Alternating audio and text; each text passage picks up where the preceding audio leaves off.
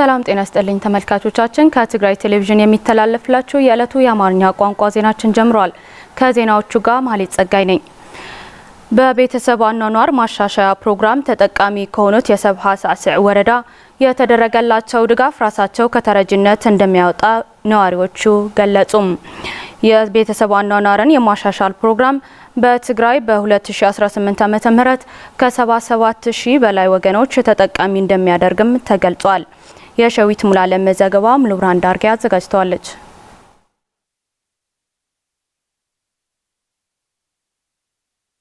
ከቤተሰብ አኗኗር ማሻሻል ፕሮግራም ባገኙት የተለያዩ ድጋፎች የውሃ ፓምፕ፣ ሞተር፣ የበግና ፍየል እንዲሁም በመስኖ ልማትና የቤት እንስሳት እርባታ ተሰማርተው እየሰሩ መሆኑን የሶፍትኔት ተጠቃሚ የሆኑ የሰብሃ ሳዕስዕ ወረዳ ሐዱሽ ህይወት ቀበሌ ነዋሪዎች ይገልጻሉ። ሶፍትኔት ተሐቂፈ መጀመሪያ ስንዴና ሌሎች ነገሮች ድጋፍ ሲደረግልኝ ነበር።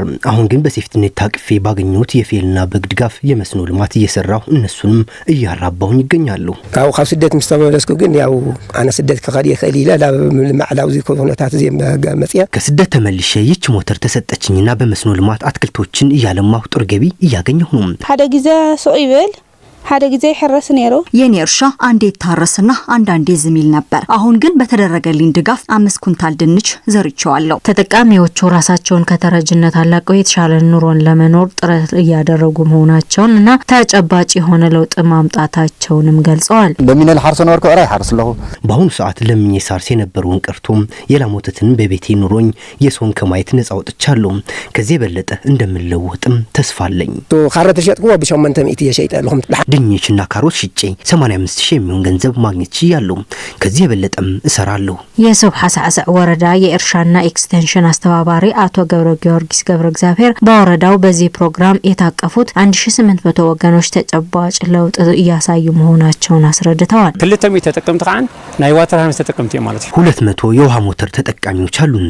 እነዚህም ከነዛ 1800 ተጠቃሚዎች መካከል ናቸው። ለአንድ ሰው 33330 ብር ነው የሚገዛው። እነዛ 200 የሚሆኑት ግን 40000 የሞተር ፓምፕ አለ። 62 ሚሊዮን ብር ነው ኢንቨስት የተደረገው ማለት ነው። በትግራይ እርሻና ተፈጥሮ ሀብት ቢሮ የቤተሰብ አኗኗር ማሻሻል ፕሮግራም አስተባባሪ ወይዘሮ ጽጌ ፍስሐ በፕሮግራሙ በ2018 ዓ.ም ከ2.8 ቢሊዮን ብር በላይ በጀት ከ78000 በላይ ወገኖችን ተጠቃሚ የሚያደርግ መሆኑን ገልጸዋል። ከም ክልል ና 77263 ተጠቀምተለው እንደ ክልል 77263 ተጠቃሚዎች አሉን። ከነዚህ መካከል 55.4 የሚሆኑት ሴቶች ናቸው። በገንዘብ ሲተመንም ከ2.5 ቢሊዮን ብር በላይ ነው የተመደበው። ከዚህ በተጨማሪም 112 ሚሊዮን በመስኖ ሞተሮች መግዣ ተብሎ 1947 የውሃ ሞተሮች ተገዝተው ለተጠቃሚዎች ተዳርሰዋል። በትግራይ እርሻና ተፈጥሮ ሀብት ቢሮ አመራርና ዳይሬክተሮች የሰብሃ ሳዕስዕ ወረዳ የእርሻ ባለሙያዎችና አርሶ አደሮች በቤተሰብ አኗኗር ማሻሻል ፕሮግራም የታቀፉ ወገኖችን ጎብኝተዋል። የትግራይ ኢንቨስትመንት ኮሚሽን ለኢንተርፕራይዞቹ በዘመናዊ የፍራፍሬ አትክልት ልማት ላይ የሚያደርጉት ጥረት ለትግራይ ኢኮኖሚና መልሶ ለማገገም ወሳኝ መሆኑን ኮሚሽኑ በራያ ጨርጨር ወረዳ ባደረጉት ጉብኝት ገልጿል። በግብርና ኢንቨስትመንት ላይ የተሰማሩ ስራ ፈጣሪ ባለሀብቶች የኤሌክትሪክ መቆራረጥ፣ የነዳጅ እጥረትና የጥሬ ገንዘብ እጥረት ዋና እንቅፋቶች እንደሆነባቸውና ይህንን ለመፍታትም እየተሰራ መሆኑን ተጠቅሟል። ታደሰ ልጃለም ተጨማሪ አለው።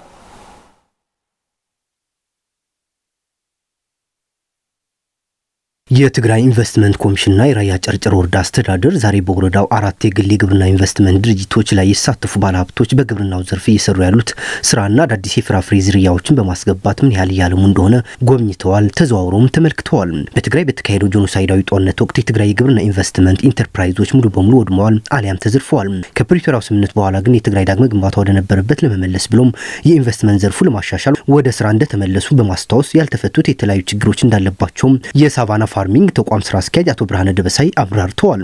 በትግራይ ደቡባዊ ዞን በራያ ጨርጨር ወረዳ ውስጥ ያሉ ባለሀብቶች ያሉትን ተጽዕኖ ተቋቁሞ ያመረቱትን ምርት በገበያ ትስስር ዘርፍ ባለመሰራቱ አሁን ባለው ዝቅተኛ ዋጋ ምክንያት ለኪሳራ እየተዳረጉ እንደሆነም አክለዋል። አቶ ብርሃነ ደበሳይ አያይዞም ኩባንያው ከ2016 ዓ.ም ጀምሮ ከ150 ሄክታር በላይ በሆነ የእርሻ መሬት ላይ ሙዝ፣ ፓፓያ፣ ካስቫና፣ ቡናና ሌሎች ሰብሎችን ሲያለማ የቆየ ሲሆን ለ400 ወገኖች ቋሚና ለ600 ወገኖች ጊዜያዊ የስራ ዕድል መፍጠራቸውን በመጠቆም በግብርና ኢንቨስትመንት ላይ የተሰማሩ ባለሀብቶችና ስራ ፈጣሪዎች በኤሌክትሪክ መቆራረጥ፣ የነዳጅ እጥረትና የጥሬ ገንዘብ እጥረት ዋና እንቅፋቶች ሆኖብናል ብለዋል። የትግራይ ኢንቨስትመንት ኮሚሽን ኮሚሽነር ዳንኤል መኮንን በበኩላቸው የኢንተርፕራይዞች በዘመናዊ የፍራፍሬና የአትክልት ልማት ላይ የሚያደርጉት ጥረት የሚደነቅና ለትግራይ ኢኮኖሚ መልሶ ማገገም ወሳኝ አስተዋጽኦ ያደርጋል ብለዋል። ሆኖም ግን የተጠቆሙ ችግሮችን በተለያዩ ደረጃዎች ከባለድርሻ አካላት ጋር በመተባበር ለመፍታት ጥረት እየተደረገ መሆኑን ተናግረዋል። የትግራይ ኤሌክትሪክ አገልግሎት ቅርንጫፍ ችግሩን ለመፍታት የኮንክሪት ምሰሶዎችና አዳዲስ የኤሌክትሪክ መስመሮች እየዘረጋ መሆኑን እንዲሁም ከተጎበኙት 4 ድርጅቶች መካከል 2ቱ እያንዳንዳቸው 4 ሄክታር ስፋት ያላቸው ዘመናዊ ግሪን ሃውስ ቤቶችን እየገጠሙና እየሰሩ መሆኑን አመላክተዋል። ኮሚሽነር ዳንኤል መኮንን እንዳሉት ጊዜው አስተዳደሩ የኢኮኖሚ ማገገምን ለማረጋገጥ የዘመናዊ ግብርና ዘርፍ ችግሮችን በተለያዩ ደረጃዎች ለመፍታት አበክሮ እየሰራ እንደሆነም አብራርተዋል። መረጃውን ያገኘነው ከትግራይ ኢንቨስትመንት ኮሚሽን ድረገጽ ነው። እርዳታ በመቋረጡና የመሰረታዊ ሸቀጦች ዋጋ ንረት መከሰቱ ችግራቸውን ማባባሱ በአክሱም ከተማ የሚገኙ የምዕራብ ትግራይ ተፈናቃዮች ገለጹ። የሚመለከታቸው ሁሉ ችግራቸው ተገንዝቦ ይህንን ሰቆቃ እንዲቆምና ወደ ቀያቸው እንዲመልሳቸው የተማጽኖ ጥሪ አቅርቧል። የፍሳ መዝገበ ዘገባ ፉርቱና ገብሩ።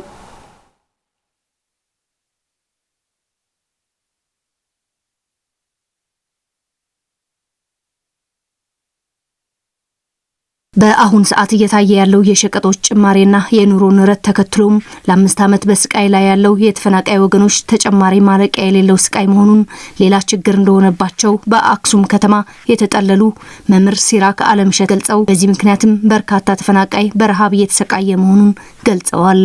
አንሻብ ዘይ ጽሪ እኽሊ መጽ የሚሰጠን እህል አነስተኛ ነው። ለብዙ ወራት እኔ ራሴ ሳይደርሰኝ ቆይቷል። በዚህም ሁሉም ከአቅማችን በላይ ሆኖብን ስንንገላታ ነበር። አቶ ኪሮስ አለማየሁና ወይዘሮ መብሪት ተስፋይም ሰብአዊ ድጋፍ ባለማግኘታቸው መቸገራቸውን ገልጸው በተጨማሪም በግብረሰናይ ድርጅቶች ይቀርብ የነበረው የንጹህ መጠጥ ውሃ አቅርቦት በመቋረጡ ምክንያት ላላስፈላጊ ችግር መጋለጣቸውን ጠቁመዋል። ቆልዑ ማይልሰት ወሲኖ መቃጫው ጫው ጀረካና ተራህ ይረይል ህጻናት በምግብና ውሃ እጦት እየታመሙም ተሰቃይተውብናል። አዛውንቶቹ ስኳርና የተለያዩ ተጓዳኝ በሽታ ያለባቸው እየተሰቃዩ ነው። በአጠቃላይ ተፈናቃዩ በከባድ ችግር ላይ ነው ያለው። ከምዘይ ይሕለፍ የለም እና ከምሰብ ክዳናይ ነቀየር እንደ ሰው ልጅ ለብሰን በልተን መኖር አልቻልንም። ደጋፊ አካልም የለንም። በጣም ስቃዩ እየከፋ መጥቷል። እንደ ሰው መኖር አልቻልንም። ከባቢው ማህበረሰብ አልፎ አልፎ ይለገስላቸው የነበረው ድጋፍም በዋጋ ንረት ምክንያት መቋረጡን የገለጹት ተፈናቃዮቹም ከሰው እጅ የማይጠብቁበት ሰርተው የሚገቡበት ወደ ቀያቸው እንዲመለሱ የሚመለከተው ሁሉ እንዲረባረብ ተማጽነዋል። በመዓልት መዓልት ንቀብር ለና ንሕና መራሕቲ ሃይማኖትና አብ ዘያክሱም ሸዓታ አይድ ብዘለው ዝሞቱ በየዕለቱ ነው ሟቾችን እየቀበርን ያለ ነው። በመሆኑም በየዕለቱ የሞት ቁጥሩ እየተባባሰ ነው የሚገኘው። እንኳን ተረዲኻስ በዚህ ሰዓት ከሰው እርዳታ እየተሰጠ ከሰው እጅ እየጠበቅ መኖር አትችልም። ሁሉም በሸቀጣ ሸቀጥ ዋጋ ንረት ምክንያት ኑሮ ከብዶታል። ስለዚህ የኢትዮጵያ መንግስት ወደ ቀያችን እንዲመልሰን የምንማጸነው። ብሩክታ አድነራትና አድናይ ደምሎስናይ በዛኩም ዶ ተራኸሩናይ ለዓደና አሁንም ደግሜ ማለት የምፈልገው እባካችሁ ወደ አካባቢያችን ወደ ሁመራ መልሱን። እዛው ብንሞትም ሰርተን እየበላን ነው። ስለዚህ እባካችሁ ለማለት ፈልጋለሁ።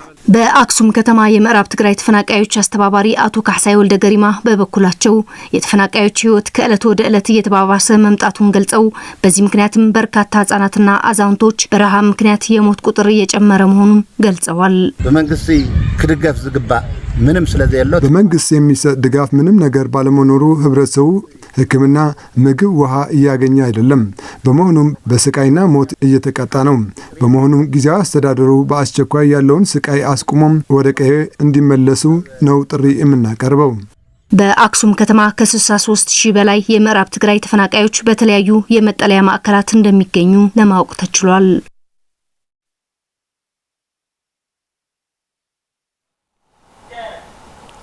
በሐውዜን ወረዳ የሚገኝ የካቲት ፍሬ ግድብ ስራ በመጓተቱ ለኢኮኖሚ ችግር ተጋልጠናል ሲሉ የሐውዜን ወረዳ አርሶ አደሮች ገለጹ።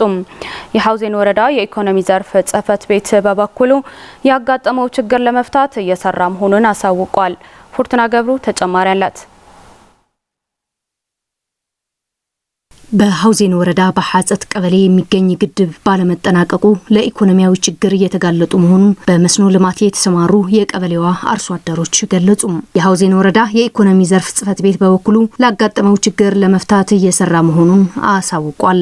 የሐጸት ቀበሌ የመስኖ ልማት ተጠቃሚ አርሶ አደሮች እንደገለጹት ከግድብ ፍሬ ለካቲት በአመት 2-3 ጊዜ መስኖ በማልማት ራሳቸውን እየቻሉ መምጣታቸውን በማስታወስ ግድቡ ላይ በደረሰ ችግር ምክንያት ጥገና እየተደረገለት ቢሆንም የጥገና ሂደቱ በመዘግየቱ ግን ለአንድ አመት ጊዜ ያህል ከመስኖ ልማት ተጠቃሚ ልንሆን አልቻልንም ብለዋል። የሐውዜን ወረዳ የኢኮኖሚ ዘርፍ ኃላፊ አቶ ብርሃነ ኃይለ የግድቡ ጥገና በ2017 ወርሃ ግንቦት ተጀምሮ በሰኔ ወር ለማጠናቀቅ እቅድ ተይዞ እንደነበርና ይሁን እንጂ በተለያዩ ችግሮች ምክንያት ግን በተያዘለት ጊዜ መጠናቀቅ አለመቻሉን ገልጸው ግድቡ በክረምት ወቅት አደጋ እንዳይደርስበት የመከላከል ስራ እየተሰራበት ቆይቷል ብለዋል። ግድቡን ለመጠገን ኮንትራት የወሰደው የትግራይ የውሃ ጥናትና የግንባታ ስራዎች ኢንተርፕራይዝ አስፈላጊውን የግንባታ አቅርቦት ይዞ ወደ ስራ ባለመግባቱ ምክንያት ሊጓተት መቻሉን የገለጹት አቶ ብርሃነ ኃይላይ ችግሩን ከጣቢያ እስከ ወረዳ በተደጋጋሚ እያሳወቁ መምጣታቸውንና አስፈላጊውን የነዳጅና መሰል ድጋፎች እያደረጉ መምጣታቸውን አስታውሰዋል። የትግራይ የውሃ ጥናትና የግንባታ ስራዎች ኢንተርፕራይዝ ዳይሬክተር አቶ ግርማይ ፍቃዱም የግድቡ ዋነኛ ችግር በግድቡ ስር የሚይዝ ደጋፊ አፈር ሳይደረግለት በተሰነጠቀ አለት ላይ በመሰራቱ ምክንያት መሆኑን ገልጸዋል። የካቲት ፍሬ ግድብ ከ10 ዓመት በፊት በ130 ሚሊዮን ብር በጀት እንደተገነባ ይታወቃል ሲል የምስራቅ ትግራይ ዞን ኮሙኒኬሽን አሳውቋል። የዕለቱ የአማርኛ ቋንቋ ዜናችን አብቅቷል። አብራችሁን ስለነበራችሁ እናመሰግናለን። ከቀሪዎቹ የትግራይ ቴሌቪዥን ፕሮግራሞች ጋር መልካም ቆይታ ይሁንላችሁ። ሰላም።